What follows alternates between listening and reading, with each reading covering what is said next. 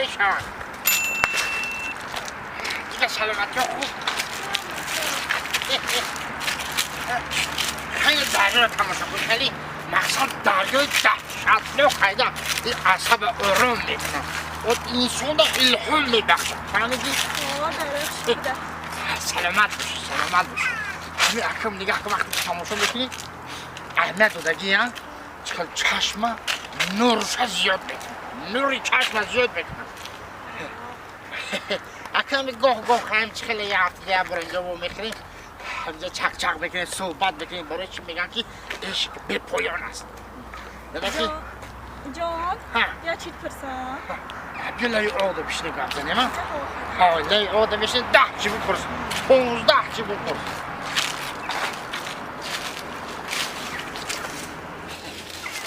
اینه اصل جان همین مقصد چیه که همین دریا من بیارم وقتی که تماشا بدی موی رو دیگه دیدی موی خیلی کنه نگه تماشا چه کسی خیده نگه قربه خرم نگه موی رو سمجیسته نگه دیدی چه خیزی رو نگه نگه موی رو دیدی کپکه دارم دیدی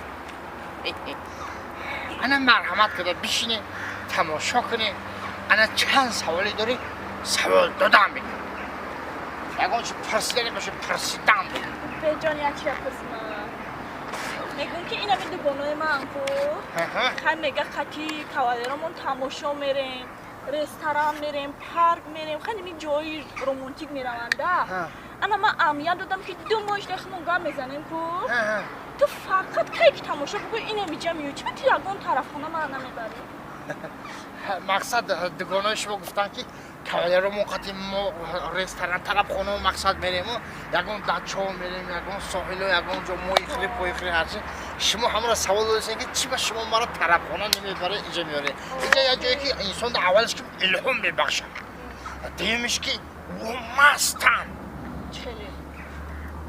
مثلا من شما را اگر طرف خونه برم فهمیدی اون طرف خونه هر یه اوقات بلازت داره دیگه یکم دوی من میزنی سیم چورو من میزنی چکر هم میزنی زلین هم میزنی سلات هم میزنی شاشلیک هم میزنی تبکر هم میزنی دیگه او چنده عقلی تو نمیگیره که پلی را کی میتا